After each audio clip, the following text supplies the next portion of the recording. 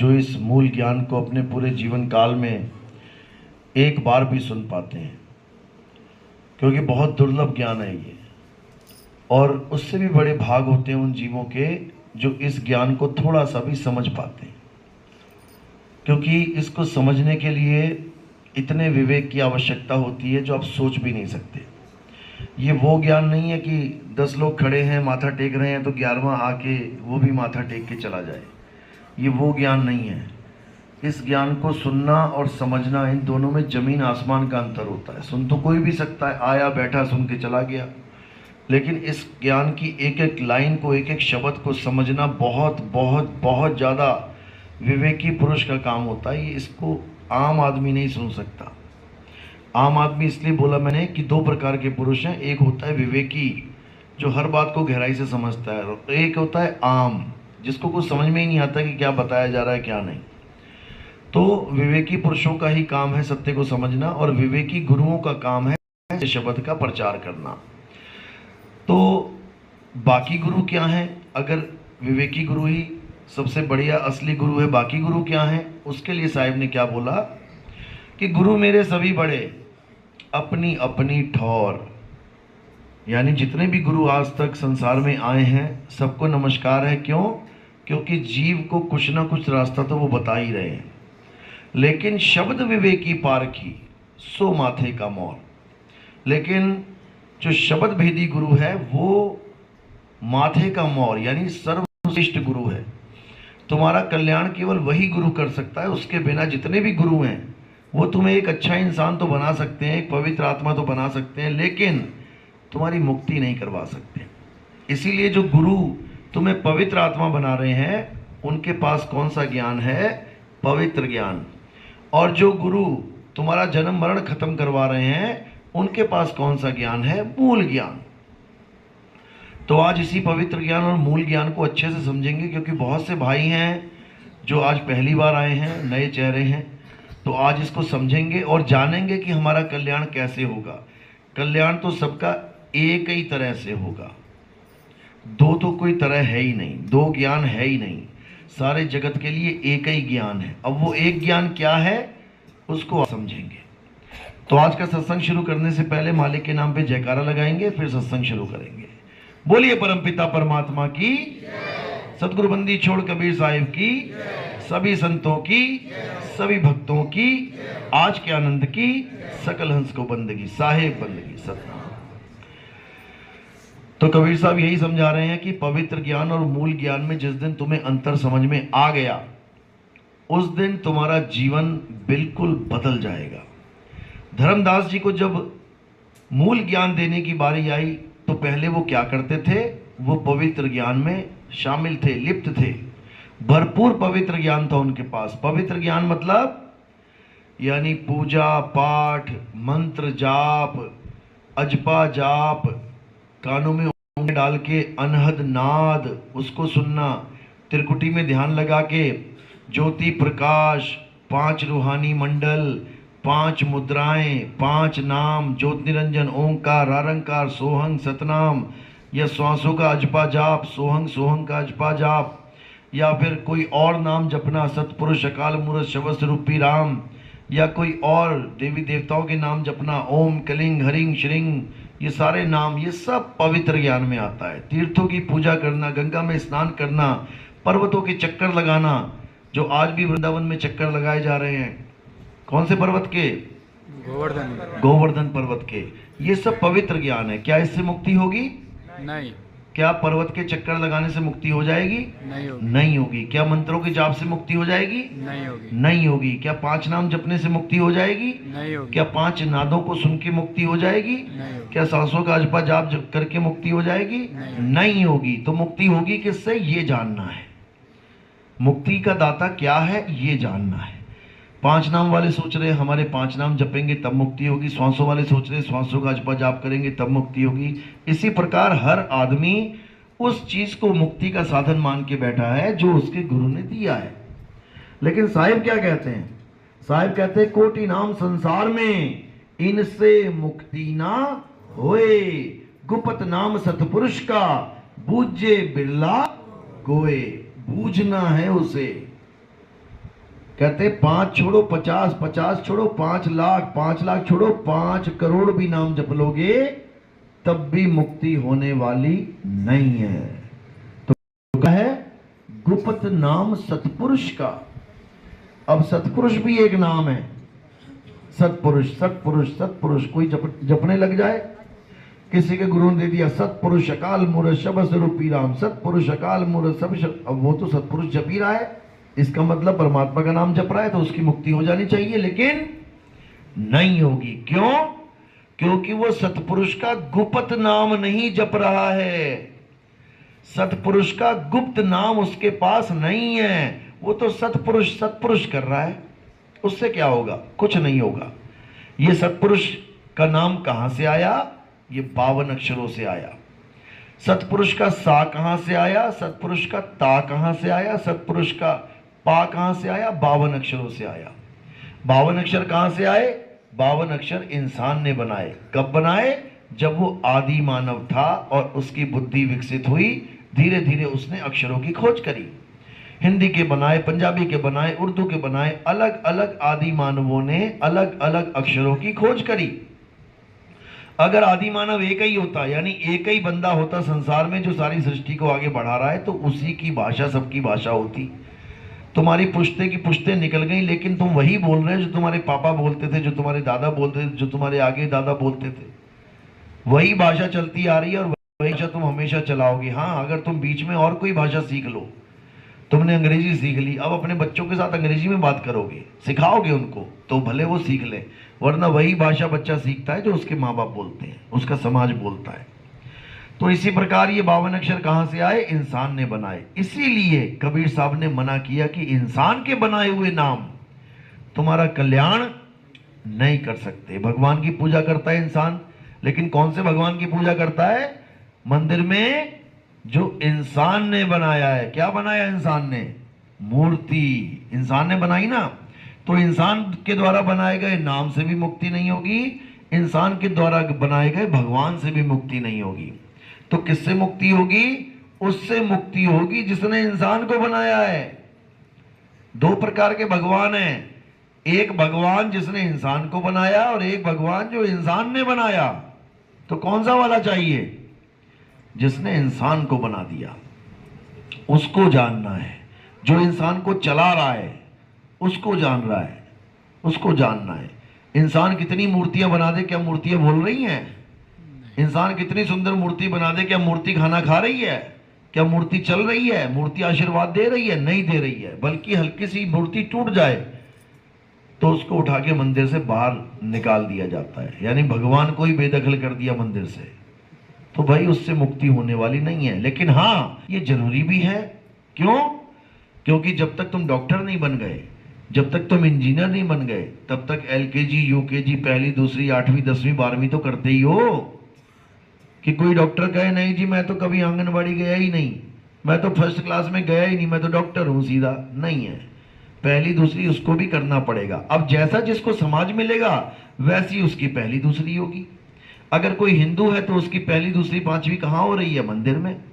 अगर कोई मुसलमान है उसकी पहली दूसरी कहां हो रही है? मस्जिद में। अगर कोई सिख है उसकी पहली दूसरी पांचवी कहां हो रही है? गुरुद्वारे में। अगर कोई ईसाई है तो उसकी पहली दूसरी हो रही है चर्च में। लेकिन क्या सारी उम्र पहली दूसरी में ही रहना है? नहीं रहना है, आगे बढ़ जाना है। अब आगे बढ़ के कहां जाओगे? मंदिर छोड़ के क्या मस्जिद में जाओगे? मस्जिद छोड़ के क्या चर्च में जाओगे? आजकल यही हो रहा है। हिंदुओं को मुसलमान बनाया जा रहा है, मुसलमान को वो ईसाई बना दे रहे हैं, ईसाई को फिर वही हिंदू बना दे रहा है। यानी मस्जिद छोड़ी मंदिर में चले गए, मंदिर छोड़ा चर्च में चले गए। यानी पहली दूसरी छोड़ी हिंदुओं वाली, मुसलमानों वाली पहली दूसरी में चले गए, मुसलमानों वाली पहली दूसरी छोड़ी ईसाइयों वाली में चले गए।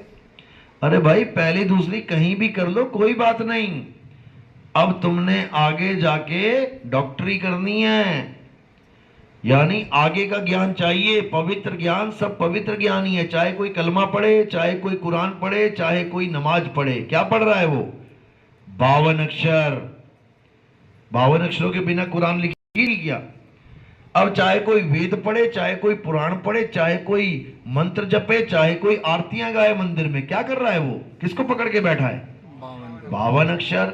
अब चाहे वो गुरु ग्रंथ साहब को पढ़े, बाणियां पढ़े, अरदासें करे, क्या कर रहा है वो? वाहिगुरु वाहिगुरु कर रहा है। क्या पकड़ के बैठा है? 52 अक्षर। अब चाहे कोई ईसाई बन जाए, उसमें वो सारी प्रेयर कर रहा है, सुबह से लेकर शाम तक प्रेयर ही प्रेयर कर रहे हैं ये लोग। Hallelujah hallelujah. क्या पकड़ के बैठे हैं? 52 अक्षर। अब ये 52 अक्षर की पढ़ाई हर धर्म में पढ़ाई जा रही है, क्योंकि जरूरी है। अगर 52 अक्षरों की पढ़ाई तुम नहीं पढ़ोगे तो नी अक्षर को कब जानोगे? इसलिए साहिब कह रहे हैं कि जो जीव से बोला जाए, जो जीव से कहने में आ जाए, वो 52 अक्षर है। और सारे धर्मों में 52 अक्षर प्रधान बना बैठा है, हर धर्म में। तो साहिब कह रहे हैं 52 अक्षर जीव आधारा, आदि अक्षर जीभ्या से न्यारा, वाही को सत सिमरण कहिए, सिमर सिमर नर उतरो पारा। अब 52 अक्षरों की पढ़ाई बहुत पढ़ ली, बचपन से बुढ़ापा आ गया, अब नी अक्षर की पढ़ाई पढ़ेंगे। अब नी अक्षर क्या है? नी अक्षर है तुम्हारा आत्म स्वरूप, तुम्हारा आत्म स्वरूप, तुम्हारा खुद का स्वरूप। अगर तुमने वो पढ़ाई पढ़ ली तो तुम समझ लो कि तुमने ये जन्म सफल कर लिया। और अगर वो पढ़ाई ना की और केवल 52 अक्षर ज्योति निरंजन करते रहे, केवल ओमकार ओमकार करते रहे, वाहिगुरु वाहिगुरु, अल्लाह अल्लाह, राम राम, गॉड गॉड करते रहे, तो ये पढ़ाई पूरी होने वाली नहीं है। इसी पढ़ाई को कहते हैं आत्मज्ञान। यानी अब कोई मंत्र नहीं चाहिए, अब कोई तंत्र जंत्र यंत्र नहीं चाहिए, अब कोई पूजा पाठ नहीं चाहिए, अब कोई हवन यज्ञ नहीं चाहिए, अब कोई कानों में उंगलियां डाल के 5 अनहद नाद नहीं सुनना है, अब कोई श्वासों का अजपा जाप नहीं करना है। अब करना क्या है? आत्मज्ञान में आ जाना है। जल में मीन प्यासी, मोह देखत आवे हासी, आत्म ज्ञान बिना नर भटके, कभी काबा कभी काशी। आत्म ज्ञान के बिना सब भटक रहे हैं, भटकते ही जा रहे हैं, समझ में ही नहीं आ रहा करना क्या है। केवल आत्मज्ञानी गुरु ना मिलने के कारण। कौन सा गुरु मिल गया तुम्हें? जपी तपी सन्यासी, ये गुरु बने बैठे हैं आज के समय में। किसी भी गुरु के पास चले जाओ, गुरु जी मुझे परमात्मा प्राप्त करा दो, क्या करेगा वो? तुम्हें मंत्र पकड़ा देगा, जपो बेटा। अब तुम जप रहे हो तो जपने वाले को क्या बोला जाता है? जपी। अब कोई गुरु के पास गए, गुरु जी परमात्मा चाहिए बेटा, एक पैर पे खड़ा हो जा नदी में। अब वो क्या कर रहा है? तपा रहा है अपने शरीर को, कष्ट दे रहा है। अब वो क्या बन गया? तपी। अब तीसरा गुरु मिला, बेटा घर बार छोड़, बीवी बच्चों को छोड़, जंगल में जा, पत्ते खा के जीवन व्यतीत कर, गुफाओं में रह। अब वो क्या बन गया? सन्यासी। तो जपी तपी सन्यासी नहीं बनना है। अधूरा गुरु वो होता है जो तुम्हें नाम जपवाता है, और पूरा गुरु वो होता है जो तुम्हारे नाम छुड़वाता है। सोई गुरु पूरा कहावे, जो 2 अक्षर का भेद बतावे, एक छुड़ावे एक लखावे, तब प्राणी निज घर को जावे। तब बात बनेगी, तब निज घर को पहुंचोगे, जब तुम्हें ऐसा गुरु मिल गया जो तुम्हारे सारे अक्षर छुड़वा दे। ज्योति निरंजन ओंकार आरंकार सोहंग सतनाम नहीं जपना है, ओंकार आरंकार नहीं जपना है, ओम सोहम नहीं जपना है, सोहंग सोहंग नहीं करना है, सतपुरुष अकाल मूर्त नहीं करना, हिंदी के नाम नहीं जपना, पंजाबी के नाम नहीं जपना, उर्दू फारसी बंगाली इटालियन नाम नहीं जपना। क्या करना है? अपनी आत्मा को जानना है।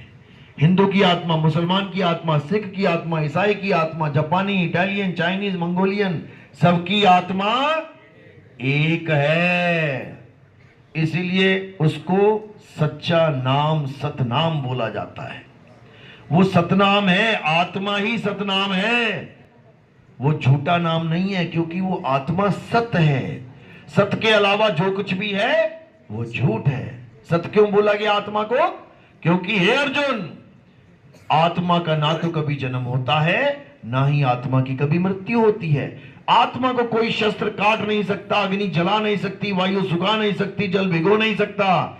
आत्मा अजन्मा है, नित्य है, शाश्वत है। आत्मा ही सत्य सनातन है। जो आत्मा को जान लेता है, जो आत्मा को पहचान लेता है, वो बार बार इस गर्भ जून में, इस संसार में नहीं आते। और जो अपने जीवन में आत्मा को ही नहीं जान पाता, वो सदा सदा लख 84 में भटकता रहता है, बार बार जन्म मरण में फंसा रह जाता है। अध्याय 3 17वां श्लोक, हे अर्जुन, जो अपनी आत्मा में रमण करते हैं, जो अपनी आत्मा में तृप्त हैं, जो अपनी आत्मा में संतुष्ट हैं, उनके लिए कोई धार्मिक कर्म कर्तव्य लागू ही नहीं होता। अब कुछ करना ही नहीं है, अब केवल आत्मा को जानना है, आत्मा के अलावा किसी को नहीं जानना। कोई मंत्र नहीं, कोई जंत्र नहीं, कोई तपस्या नहीं, कुछ नहीं। साहब कहते हैं, मोह को कहां ढूंढे रे बंदे, मैं तो तेरे पास में, नाम है जप में। कि कोई गलती से जपने लग गया, सोच रहा है परमात्मा मिलेगा, कभी नहीं। नाम है जप में, नाम है तप में, ना एकांत निवास में। पहली लाइन में तीनों का खंडन कर दिया। नाम है जप में, यानी जपी भी नहीं बनना है। नाम है तप में, तपी भी नहीं बनना। ना एकांत निवास में चला गया एकांत में, वो भी नहीं करना है। कहते हैं, मोह को कहां ढूंढे रे बंदे, मैं तो तेरे पास में। ना मंदिर में, ना मस्जिद में, ना काबे कैलाश में, नहीं प्राण में, नहीं पिंड में, ना ब्रह्मांड आकाश में। कोई श्वासों का जप जाप कर रहा है, सोच रहा है प्राणों में परमात्मा बैठा है, नहीं। वरना ये प्राण पखेरु कभी उड़ते ही ना, ये प्राण कभी खत्म ही ना होते। नहीं प्राण में, नहीं पिंड में। पिंड क्या है? ये काया को कहते हैं, शरीर को। कोई गुरु ये कह रहा है कि शरीर के अंदर परमात्मा है, तो नहीं है। गलती से भी मत मान लेना कि शरीर के अंदर परमात्मा है, नहीं तो फंस गए तुम। तोते को यह समझाया जा रहा है कि तेरा परमात्मा पिंजड़े के अंदर बैठा है। भैया, पिंजड़े में अगर वो बैठा है तो वो भी कैदी हो गया। पिंजड़े में तो मैं हूं जो कैद में हूं, परमात्मा कब से पिंजड़े में आ गया? तो पिंजड़े में परमात्मा नहीं है, इस शरीर में परमात्मा नहीं है। परमात्मा कहां है? शरीर से न्यारा है। और शरीर में कौन है? जीव। जीव का नाम सुना ना? जीव, ये जीव है शरीर में, इसीलिए शरीर जीवित है। जीव है तो जीवित है, जीव चला गया तो नहीं चल सकता, निर्जीव, तो निर्जीव है। इसी जीव की मुक्ति करवानी है। कैसे करवाएंगे? अब ये जीव क्या है पहले ये समझ लो। ईश्वर अंश जीव अविनाशी। अब ये खुद अविनाशी है। अविनाशी का मतलब कि इस जीव की कभी मृत्यु हो ही नहीं सकती। और ये पूज किसको रहा है? नाशवान मूर्तियों को। खुद अविनाशी है और पूजा कर रहा है नाशवान मूर्तियों की। बस दिक्कत ये है, अविनाशी होके नाशवान मूर्तियों की पूजा करने वाले को ज्ञानी कहते हैं या मूर्ख कहते हैं? मूर्ख कहते हैं। इसीलिए पलटू साहब कहते हैं, पलटू पूजे आत्मा। आत्मा अविनाशी है इसलिए पूज रहे हैं। पर पूजे आत्मा, और नित आए नित जाए, और पाथर पूजे मूर्खा, हाथ जोड़ घिघियाए। हाथ जोड़ जोड़ के घिघियाता है, अरदासें करता है, मन्नतें मांगता है, पत्थर से मन्नत मांग रहा है। ठीक है, तुम 100 रुपए मूर्ति से मांगो कि हे भगवान 100 रुपए आज मिल जाए, और वही 100 रुपए अपने पिताजी से मांगो। कौन जल्दी दे देगा? फटाफट पिताजी दे देगा। बताओ, मूर्ति तो वेट कर रही है, मिले ना मिले, 10 साल ना दे पाए तुम्हें, लेकिन पिताजी फटाक से दे देंगे। क्यों? कारण क्या है? आत्मा। पिताजी जीवित हैं और मूर्ति निर्जीव है। अगर मूर्ति मन्नतें देती होती तो इस दुनिया में सबसे अमीर कौन होता? पंडित जी। तुम्हारा तो नंबर ही ना लगने देते वो। सारी मूर्तियां अपने घर में रख लेते और कहते भैया धन वर्षा करते रहो, तुम्हें तो कभी नंबर ही ना देते। अब देखो, दुविधा यह है कि मूर्ति पंडित के ही पास है, लेकिन दक्षिणा किससे मांगता है? तुम लोगों से। अरे भैया, भगवान से मांग लेना सीधे। उसको पता है वो ज्ञानी पंडित ऐसे ही नहीं बना हुआ है। उसको पता है मूर्ति पैसा नहीं देती। पैसा कौन देता है? पब्लिक। बस ये समझ लो, जिस दिन ये समझ में आ जाएगा तुम्हें हर चीज समझ में आ जाएगी। अब ये नहीं मैं पंडितों के खिलाफ बोल रहा हूं, मैं सच बोल रहा हूं, सच बोल रहा हूं। लेकिन सच कड़वा है, इसमें हमारा कोई कसूर नहीं। साच कहूं जग मारन धावे, और झूठ कहूं पतियाई हो। कहे कबीर सुनो बैसा दो, झूठ कहा ना जाई हो। भाई झूठ नहीं बोल सकते, जो सच है वही बोलना है। तो बात इतनी सी है, यानी अब कोई मंत्र नहीं जपना, अब कोई तंत्र नहीं, कोई यंत्र नहीं, कोई पूजा नहीं, कोई पाठ नहीं, कोई हवन नहीं, कोई यज्ञ नहीं, कोई तीर्थ स्थान नहीं, कोई पर्वत की परिक्रमा नहीं, अब कुछ नहीं। अब क्या करना है, अब तुम बड़ी क्लास में आ गए। यानी पहले तुम्हारे पास स्कूल की क्लास थी, छोटे बच्चे थे, तो बैग देखो कितना बड़ा लदा होता है, हिंदी की, अंग्रेजी की, साइंस की, इसकी उसकी, 20 किलो का बैग बन जाता है। अब जब कॉलेज में चले गए तो क्या होगा, सारा बैग कहां गया, छू मंतर। अब क्या रह गया हाथ में, एक पेन और एक कॉपी।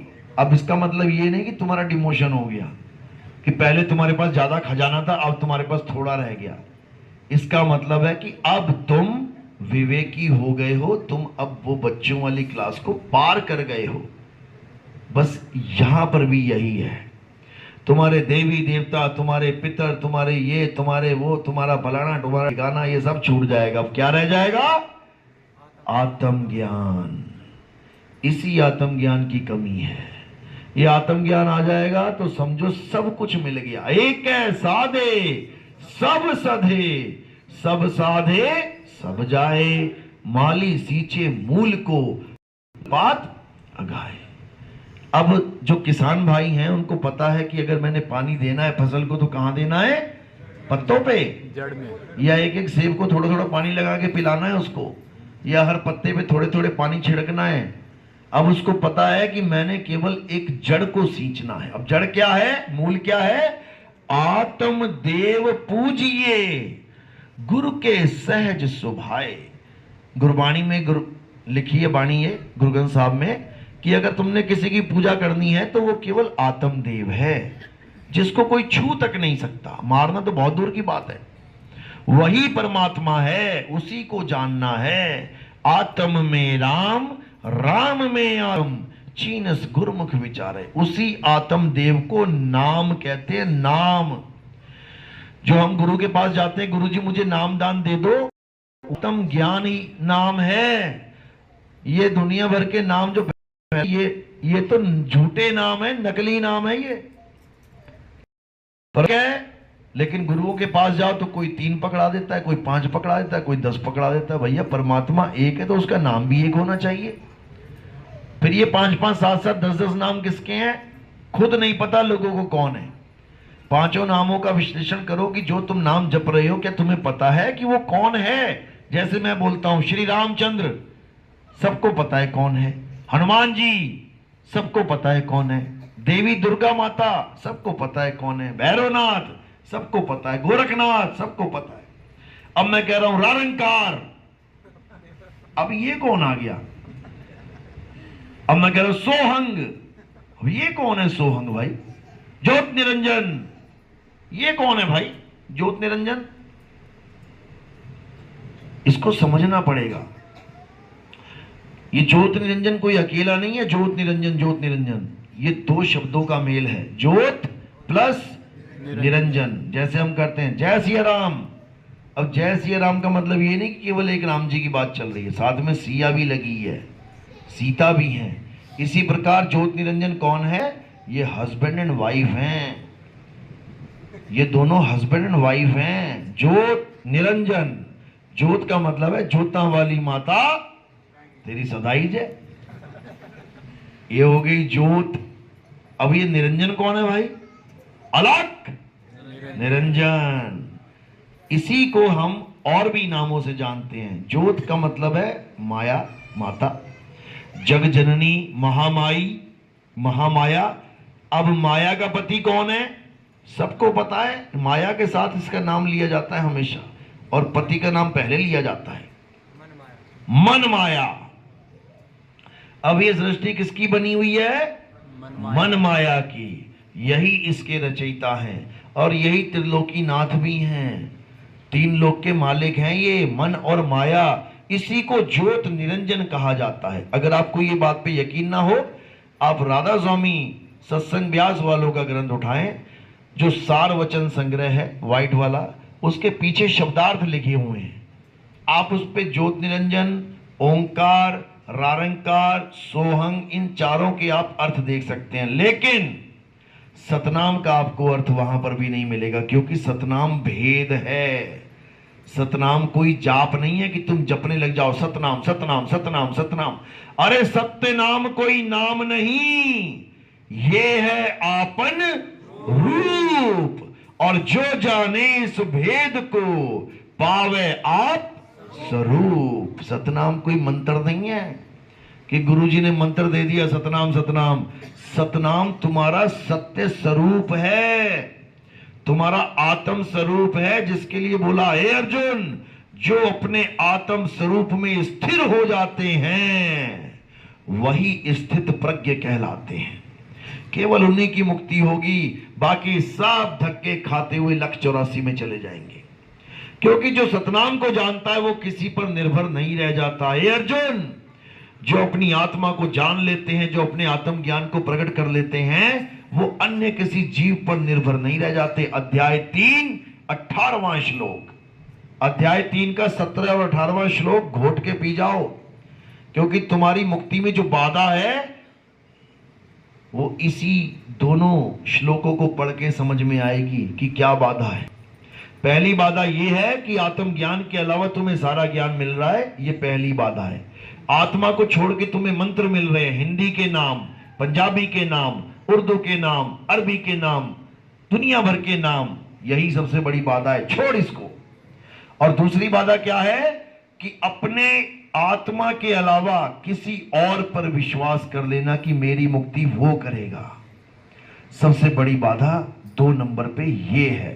और अध्याय 3 में 17 और 18 श्लोक में यही बंधन काटे गए हैं कि जो अपनी आत्मा में रमण करते हैं, किसी और की आत्मा में नहीं, कि कोई गुरुजी के चक्कर में पड़ा है, मेरा गुरु मुझे पार कर देगा।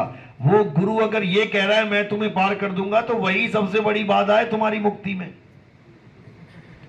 याद रखना इस बात को। जो गुरु तुम्हें ये कह के काम सिखा, बेटा घबरा मत, मैं तेरी दुकान पे भी आके सारे काम कर दिया करूंगा। खोलोगे दुकान तुम, पता लगा गुरुजी एक्सपायर हो गए, वहां सारी लाइन लगी पड़ी है, मैंने पंखा दिया था, मैंने ये दिया था, मैंने वो दिया था, वापस कर ले जी, हो गया काम।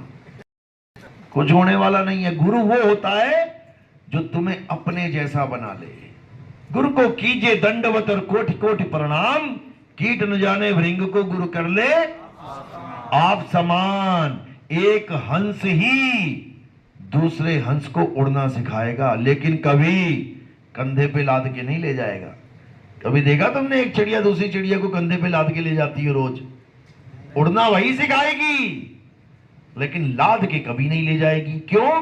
क्योंकि वो ये कहती है अरे बेटा तेरे पास भी पर हैं, ये पर क्या फोटो खींच के माला चढ़ाने के लिए रखे हुए हैं, यही तुझे उड़ा के लेके जाएंगे। तो यही कबीर साहब कह रहे, एक डाल दो पंछी बैठे, एक गुरु एक चेला, और गुरु की करनी गुरु भरेगा, चेले की करनी चेला। तो उड़ जा हंस, कर दिया ना अकेला। अकेले ही जाना है। इस दुनिया में तुम आए थे अकेले और जाओगे भी अकेले। अब गुरु का क्या क्या काम है बीच में?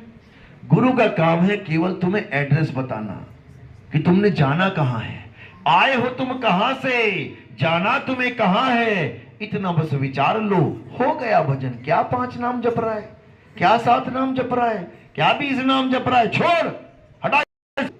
अब करना क्या है? ना कहीं आना ना कहीं जाना, आपे में आप समाना। कोई सतलोक नहीं जाना, कोई नरक लोक नहीं जाना, कोई स्वर्ग लोक नहीं जाना, कोई ब्रह्मलोक नहीं जाना, कहीं आना जाना है ही नहीं। ना कहीं आना ना कहीं जाना। कोई गुरु कहे सतलोक ले चलेंगे तुम्हें, भैया तुम्हें ही जाओ, हमें नहीं जाना। क्यों? क्योंकि फिर कहोगे सतलोक से ऊपर भी एक लोक है, अगम लोक है, तो यानी सतलोक फीका पड़ गया, सतलोक झूठा पड़ गया। अब अगम लोक को जा रहे हैं महाराज जी, अगम लोक में बैठे, चलो अब यहां आराम से सोते। ना ना बेटा सोना नहीं है, आगे चलना है। अच्छा आगे भी जाना है, और कहां जाना है? अलख लोक में। अच्छा जी चलो, वहां आराम करेंगे, वहां भी कान पकड़ लिया, नहीं बेटा और आगे जाना है। अनामी लोक में बताओ, चार चार लोग, चार चार परमात्मा तो तुम बना के बैठ गए। दुनियावी लोगों ने तो केवल ईश्वर, अल्लाह, वाहेगुरु, गॉड बनाया था। अज्ञानता में बनाया। तुम तो ज्ञानी पुरुष होके चार परमात्मा बना के बैठ गए, चार लोग बना के बैठ गए। इसीलिए साहिब ने निबेड़ा कर दिया, लोक अलोक शब्द है भाई, और जिन जाना तिन संशय जाई। जो ये जान जाता है कि किसी लोक में नहीं जाना, किसी अन्य जगह नहीं जाना, कहां जाना है, केवल अपने आप में समाना है, केवल वही जान पाते हैं, केवल वही मुक्त हो पाते हैं। बाकी सब ये लोकों में धक्के खाते हैं, जाते रहेंगे, आते रहेंगे, जन्म मरण में फंसे रहेंगे। तो कबीर साहब ने कोई भी शंका छोड़ी नहीं है। लेकिन लोग अपनी आत्मा को नहीं जान पाते, आत्म ज्ञान को नहीं जान पाते। आत्म ज्ञान का मतलब है अपना ज्ञान, मेरा ज्ञान, मैं क्या हूं। गुरु से पूछोगे आप जाके, गुरु जी मैं क्या हूं, मैं कौन हूं? गुरु क्या कहेगा? बेटा तू आत्मा है। अब इसी आत्मा का ज्ञान करवाना है केवल। ये नहीं गुरु जी मुझे परमात्मा चाहिए, बेटा जप राम राम राम। गुरु जी मुझे अल्लाह चाहिए, बेटा जप अल्लाह अल्लाह अल्लाह। गुरु जी मुझे वाहेगुरु चाहिए, बेटा जप वाहेगुरु वाहेगुरु। बिल्कुल नहीं। अल्लाह ईश्वर राम कहां है? तुम्हारी आत्मा में विराजमान है। बस तुम्हें आत्मा का ज्ञान चाहिए, बस इतना समझ लो। ज्यों तिल माही तेल है, ज्यों चकमक में आग, तेरा साईं तुझ में है, जाग सके तो। जब मेरा साईं मुझ में है तो सतलोक में कौन बैठा है फिर? जब मेरा साईं मुझ में है तो अलग लोक में कौन बैठा है कुर्सी लगा के? मेरा साईं मुझ में है तो फिर ये अनामी लोक में कौन बैठा है? कौन बैठा है? कौन बैठा है? अकेला निरंजन बैठा है। वो क्या अकेला? ज्योत निरंजन अकेला नहीं बैठा, वो मन माया की लहर में चित्त स्थिर नहीं होए। जो बैठा है वो निरंजन है, और उसके आसपास जो बढ़िया बढ़िया रोशनियां चल रही हैं वो क्या है? वो माया है। दोनों एक साथ रहते हैं और अपनी ही माया में उलझा उलझा के जीव को मारते हैं। इसीलिए कबीर साहब कह रहे, कस्तूरी कुंडल बसे और मृग ढूंढे सतलोक माही। कस्तूरी कुंडल में, सतलोक में ढूंढ रहा है मृग। और ऐसे रमता राम है ये दुनिया जाने नाही। वो रमता राम सब में रमा हुआ है, कहां ढूंढोगे उसे? कौन से सतलोक जाओगे भाई? कौन सा अलग लोग अगम लोग? छोड़ो उसको, खुद को जानो, तुम्ही में वो मालिक छुपा हुआ है।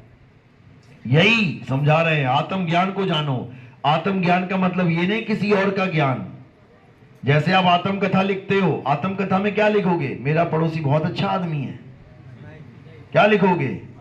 अपने बारे में अपना ज्ञान लिखोगे। आत्म ज्ञान, आत्म कथा यानी अपनी कथा। आत्महत्या के क्या मतलब है? 5 भैंसे मार दी उसने, आत्महत्या कर ली। अपनी हत्या करना, अपने गोली मार लेना आत्महत्या है। आत्म रक्षा किसकी रक्षा है? अपनी रक्षा। आत्म कल्याण किसका कल्याण है? अपना कल्याण। आत्म निर्भर किस पे निर्भर? खुद पे निर्भर। यानी दूसरे का कोई रोल ही नहीं है तुम्हारे जीवन में। जहां आत्म लग गया वो तुम्हारे लिए बात की जा रही है। इसी प्रकार आत्म ज्ञान क्या है? मुझे मेरा ज्ञान मिल जाए कि मैं हूं क्या। और ये कौन बताएगा? मंत्र ज्ञानी, 5 नाम जपने वाला बताएगा। जो खुद ही 5 नाम जप रहा है वो तुम्हें आत्म ज्ञान क्या देगा? जो खुद ही पत्थर पूज रहा है वो तुम्हें आत्म ज्ञान क्या देगा? जो खुद ही उंगलियां कान में डाल के 5 नाद सुन रहा है, ज्योति प्रकाश दर्शन कर रहा है, वो तुम्हें ना आत्म ज्ञान क्या देगा? वो तुम्हें आत्म ज्ञान नहीं दे पाएगा। इसीलिए साहिब बार बार समझा रहे हैं कि आत्म ज्ञान बिना नर भटके। आत्म ज्ञानी गुरु के बिना, जितने भी गुरु मिलेंगे तुम्हें, ये तुम्हें भटकाएंगे। हाँ, एक फायदा जरूर करवाएंगे कि भले भटकाएंगे लेकिन राम राम जरूर कहाएंगे। अल्लाह अल्लाह वाहेगुरु वाहेगुरु जरूर याद करवा देंगे तुम्हें कि भगवान नाम की कोई चीज है, भले भटका रहा है। तो इसी प्रकार उस गुरु को भी नमस्कार है जो कम से कम भटका तो रहा है लेकिन राम राम की याद भी दिलवा रहा है कि भाई जाना है मालिक को पाना है। भले उसको मालिक ना मिला हो, भले उसको पता भी ना हो मालिक है क्या, लेकिन फिर भी मालिक मालिक जरूर करवा देगा तुमसे। इसलिए साहिब ने उनको भी बोला है कि गुरु मेरे सभी बड़े, अपनी अपनी ठौर, ठिकाना भी बता दिया। कोई इस लेवल का गुरु है, कोई इस लेवल का, कोई इस लेवल का। क्या क्या लेवल होते हैं?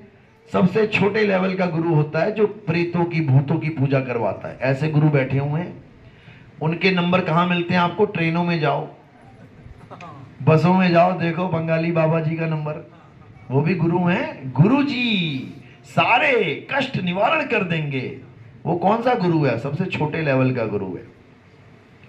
उससे ऊपर लेवल का गुरु कौन है? जो पितरों की पूजा करवाते हैं, पितरों में विश्वास रखते हैं। थोड़ी सी बात होगी, तेरा पितर रुस गया, अब मना ले, पितर मना ले, वो भी गुरु जी है, दे देगा कोई मंत्र जंतर। अब पितरों से ऊपर कौन है? देवी देवता। जो देवी देवताओं की पूजा करवा दे वो थोड़ा और ऊपर लेवल का है। अब देवी देवताओं से ऊपर कौन है? त्रिदेव, ब्रह्मा विष्णु महेश। जो इनकी पूजा करवा दे उसका लेवल थोड़ा और ऊपर हो गया। अब उससे ऊपर कौन है? जग जननी जगदम्बा, एक शक्ति पुत्र जी महाराज भी हैं। कहते हैं बस मां ही है सब कुछ, मां के अलावा कोई कुछ नहीं है, कोई ब्रह्मा विष्णु में, वो तो माता के बच्चे हैं। अच्छी बात है, सच बोल रहे हैं। क्यों? देवी भागवत महापुराण पढ़ रखा उन्होंने, उसमें लिखा है साहब कि ब्रह्मा विष्णु महेश को तो बच्चा बना के रखा हुआ था। उसके बाद जब घुमाने लेके गई तो ब्रह्मा जी को ब्रह्मा दिखाई दे रहा है, विष्णु जी को एक और विष्णु दिखाई दे रहे हैं, और शंकर जी को एक और शंकर जी दिखाई दे रहे हैं। लेकिन कोई समझ ही नहीं पाया ये है कौन, ये कौन दिखाई दे रहा है अलग अलग रूपों में, कोई नहीं जान पाया उसको। और वो केवल माता की पुजारी बन गए। अब माता से ऊपर कौन है? ब्रह्म के पुजारी। जितने भी ब्रह्म ज्ञानी बैठे हैं ये एको अहम बहुश्याम अहम ब्रह्मस्मि, यानी साकार को छोड़कर, ब्रह्मा विष्णु महेश साकार, देवता साकार, ये सब साकार, अब साकार को छोड़ के जो निराकार में आ गए वो सब ब्रह्म ज्ञानी है। निराकार की पूजा कराने वालों का लेवल और ऊपर आ गया। अब ब्रह्म से आगे का ज्ञान जो देने वाले हैं वो कौन है?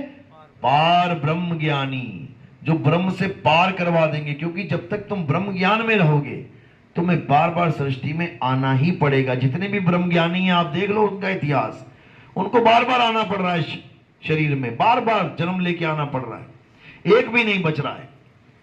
तो पार ब्रह्म ज्ञान जब मिलेगा, पार ब्रह्म होता क्या है? पार ब्रह्म का ज्ञान है आत्म ज्ञान, यानी देवी देवताओं से भी ऊपर, पितरों से ऊपर, भूत प्रेतों से भी ऊपर, त्रिगुणों से ऊपर, माया से ऊपर, और मन से, मन यानी ब्रह्म, मन से भी ऊपर क्या है? आत्मा। और जब तुम्हें आत्मा का ज्ञान हो गया उसके बाद सारा खेल खत्म, सारी सृष्टि रचना खत्म। अब कोई सृष्टि में नहीं आना पड़ेगा, जन्म मरण से रहित हो जाओगे। तो यही आत्म ज्ञान कबीर साहब समझा समझा के थक गए, लेकिन ये जीव, मूर्ख जीव, ये समझ नहीं सका। तो कहते आदि नाम हम भाग सुनाया, और मूर्ख जीव समझ नहीं पाया। तो मालिक की दया होती है, अरदास केवल संत लगाते हैं मालिक से, लेकिन दया उसी की होती है तब जाकर ये मूल ज्ञान समझ में आता है। नहीं तो कोई माई का लाल इस मूल ज्ञान को समझ सकता ही नहीं है, नहीं तो गुरु की जरूरत ही ना पड़े। तो कबीर साहब ने गुरु की महिमा गाई है, लेकिन किसी गुरु के ऊपर आश्रित होने को मना भी किया है। बिना गुरु के ज्ञान भी नहीं होगा, लेकिन गुरु पे आश्रित भी नहीं रहना है। वरना स्कूल में जो बच्चे हैं, अच्छी बात है गुरु बनाया, लेकिन गुरु पे आश्रित हो जाए, यानी पेपर में गुरु पास करवा देंगे, नकल करवा देंगे, तो वो काम भी गलत हो जाएगा। गुरु वो है जो अपने जैसा आपको बना ले, इसके अलावा सब झूठ है। तो यही कबीर साहब बार बार समझा रहे हैं।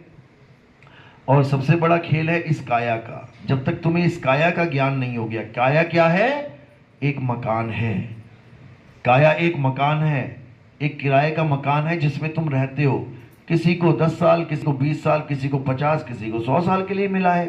अब ये मकान मिलता कहाँ पे है?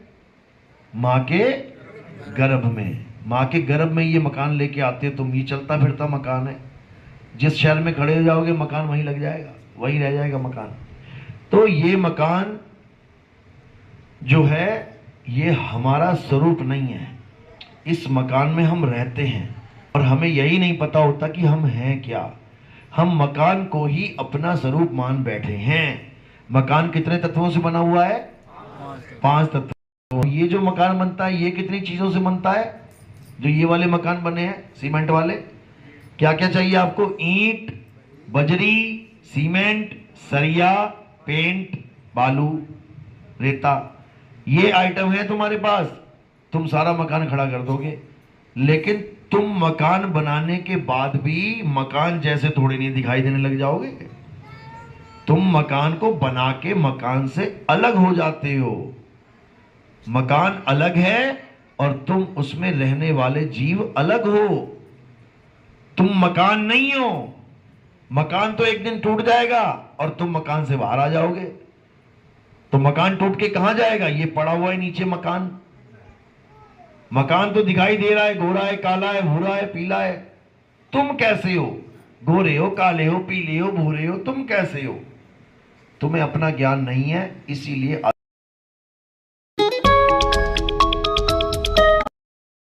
ज्ञान नहीं है। आत्मा का नाम सुना है ना सबने?